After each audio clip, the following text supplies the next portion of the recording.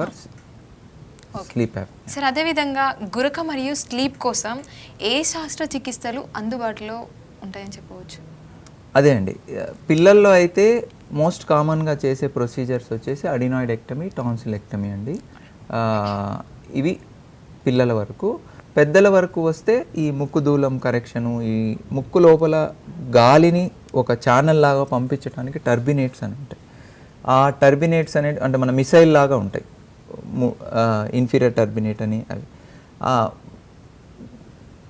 ఆ inferior turbinates మరీ పెద్దగా ఉన్నాయనుకోండి, ఎస్పెషలీ అలర్జిక్ పేషెంట్స్లో అవి అడ్డుపడుతుంటాయి గాలి పోవడానికి. వాటిని ష్రింక్ చేయటం కానీ, లేదా ఈ చిన్న నాలుక దగ్గర ఏదైనా అబ్స్ట్రక్షన్ ఉన్నా, లేదా గొంతులో ఏదైనా అబ్స్ట్రక్షన్ ఉన్నా వాటిని తొలగించడం ద్వారా మనము ఎయిర్వేని ఫ్రీ చేస్తే వాళ్ళు డెఫినెట్గా బెటర్ అవుతారండి.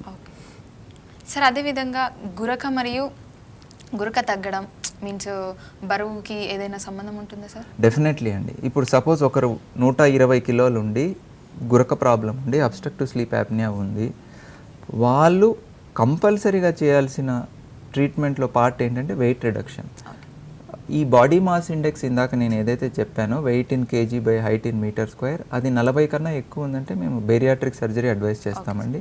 అలా కాకుండా 35, 34 అలా ఉంది అంటే 120, 130 కిలోలు ఉన్నారు మనిషి, డెఫినెట్గా వెయిట్ రెడ్యూస్ అవుతే గురక అనేది ఖచ్చితంగా తగ్గుతుంది. ఎందుకంటే వాళ్ళకి అబ్డామినల్ ఫ్యాట్ ఉంటుంది, మెడలో ఫ్యాట్ ఉంటుంది.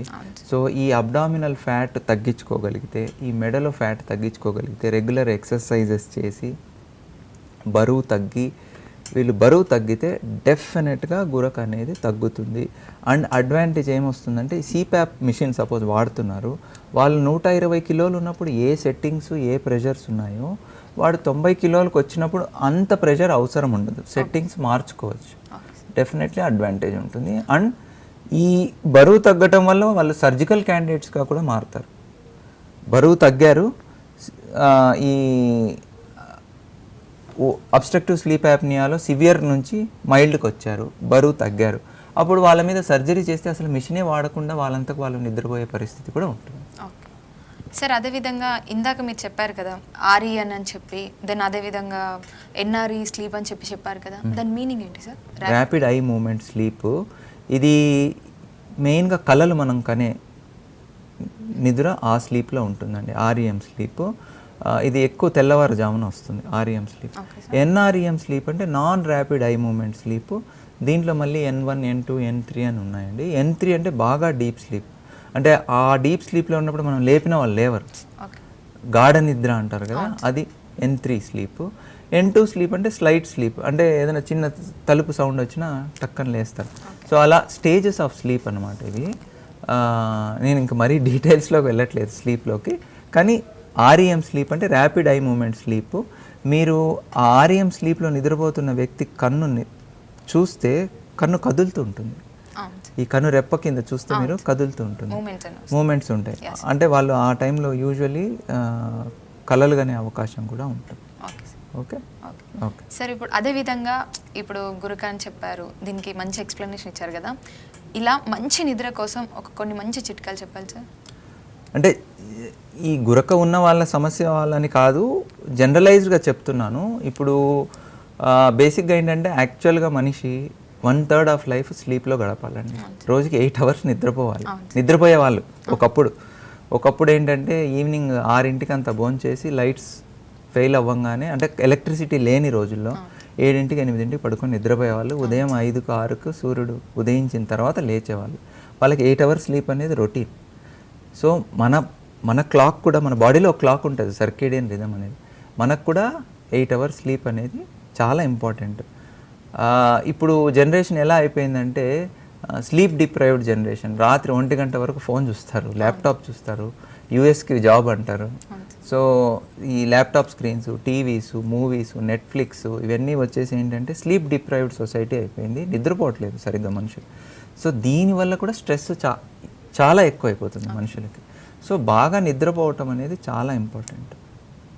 బాగా నిద్రపోవటానికి చిట్కాలు అంటే జనరలైజ్డ్గా చెప్తున్నాను నేను, ఒక రెగ్యులర్ టైంకి నిద్రపోవటం అలవాటు చేసుకోవాలండి. ప్రతిరోజు నిద్ర వచ్చినా రాకపోయినా, ఏ పని ఉన్నా ఏ పని లేకపోయినా 10ంటికి పడుకోవాలి అనుకున్నారనుకోండి, 10ంటికి పడుకోవాలి ఇంట్లో అందరూ. అది అలవాటు చేసుకోవాలి. ఇదేంటంటే బ్రెయిన్లో ఒక సర్కేడియన్ రిథమ్ అని ఉంటుంది. ఆ రిథమ్ 10ంటికి పడుకొని 6ంటికి లేవటం, ఈ రిథమ్ని క్రియేట్ చేసుకోవాలి మనుషులు. ఒకరోజు 10ంటికి పడుకొని, ఒకరోజు 1 గంటకు పడుకొని, ఒకరోజు 12ంటికి పడుకొని, అలా ఆ రిథమ్ లేకపోతే కష్టం అండి. ఫస్ట్ది రిథమ్, ఒకటే టైంలో పడుకోవాలి, ఒకటే టైంలో లేవాలి, అది అలవాటు చేసుకోవాలి. రెండవది, బెడ్రూమ్ చాలా నీట్గా క్లీన్గా ఉండాలి. గందరగోళంగా పెట్టుకొని అక్కడే తినేది, అక్కడే ప్లేట్లు, అక్కడే ల్యాప్టాప్ పనిచేసేది, అక్కడే ఈ విధంగా లేకుండా క్లటర్ ఫ్రీగా బెడ్రూమ్ పెట్టుకొని నీట్గా ఉంటే నిద్ర ఈజీగా పడుతుంది. అండ్ పడుకునే క్వాలిటీ ఆఫ్ ద మ్యాట్రెస్ చాలా ఇంపార్టెంట్. ఓకే, 10,000 20,000 పెట్టి వాచ్ కొనమంటే కొంటారు, కానీ మంచి మ్యాట్రెస్ కొనమంటే కొనరు. మనం ఆల్మోస్ట్ 1/3 ఆఫ్ లైఫ్ మ్యాట్రెస్ మీదే పడుకుంటున్నాం. సో డెఫినెట్గా మంచి కంఫర్టబుల్ మ్యాట్రెస్, కంఫర్టబుల్ పిల్లో అనేటివి ఉండాలి. రూమ్ టెంపరేచర్ కూడా చాలా ఇంపార్టెంట్. అంటే మన ఇండియన్ కండిషన్స్లో ఏంటంటే ఎక్స్ట్రీమ్ టెంపరేచర్, సమ్మర్లో మనం చూస్తున్నాం ఇప్పుడు 45 48 కూడా వెళ్ళిపోతుంది. అంత ఎక్స్ట్రీమ్ హై టెంపరేచర్ ఉంటే నిద్ర రాదు.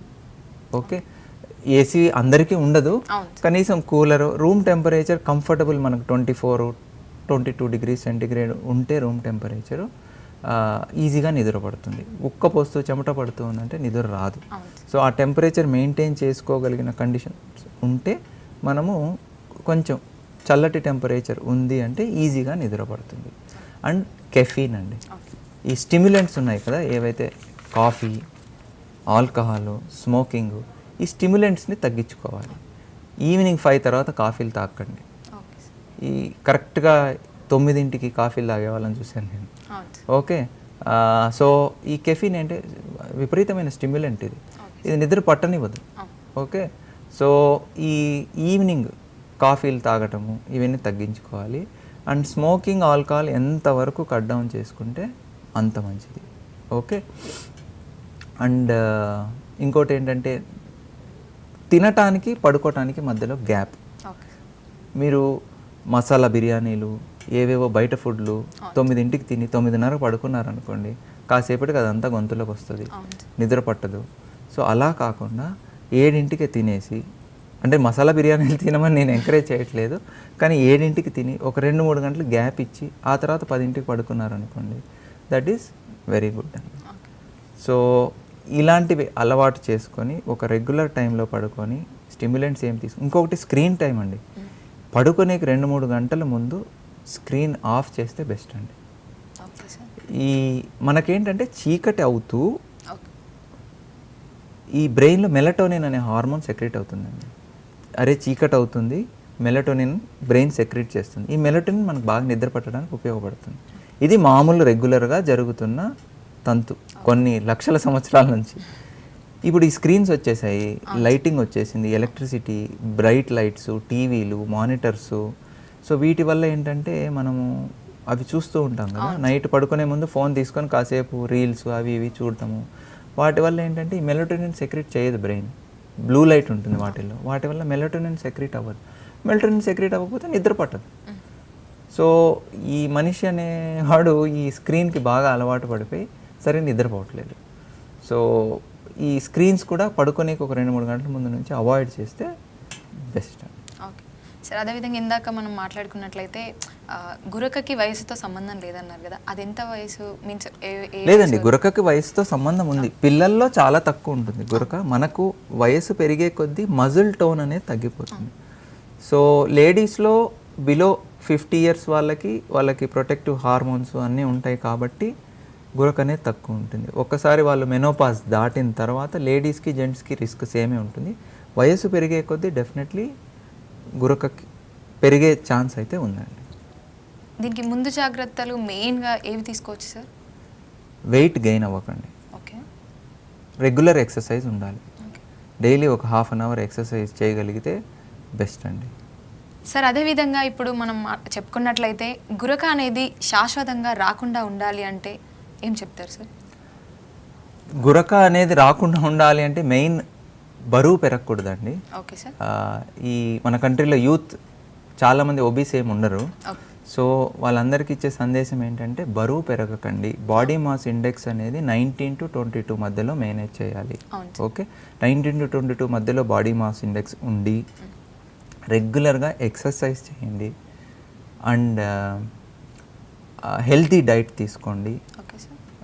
ఏవైతే ఈ ప్రిజర్వ్డ్ ఫుడ్స్ ఇలాంటివి తినకుండా ఫ్రెష్ వెజిటబుల్స్ కానీ, ఫ్రెష్ ఫ్రూట్స్ కానీ, మిల్క్ కానీ, ఎగ్స్ కానీ ఇలాంటివి తీసుకోవచ్చు. అలా కాకుండా బర్గర్సు, పిజ్జాసు ఇలాంటి వాటికి వెళ్తే ఊబకాయం వచ్చే అవకాశం, బరువు పెరిగే అవకాశము, సో దాని సైడ్ ఎఫెక్ట్స్ అవన్నీ ఉంటాయి. And regular exercise daily morning ఒక 1/2 అవర్, ఈవినింగ్ ఒక 1/2 అవర్ వాకింగో లేదంటే ఏదైనా గేమ్ స్పోర్ట్స్ చేయండి. ప్లస్ స్ట్రెస్ తగ్గించుకొని టైం టు టైం నిద్రపోవటము ఇవన్నీ చేస్తే డెఫినెట్లీ ఈ గురక అనే సమస్య రాదండి. Okay sir, thank you sir, thank you so much sir. ఈరోజు గురక గురించి అదేవిధంగా వాటికి ఉపయోగపడే చికిత్స కావచ్చు చాలా చక్కగా వివరంగా చెప్పారు సార్.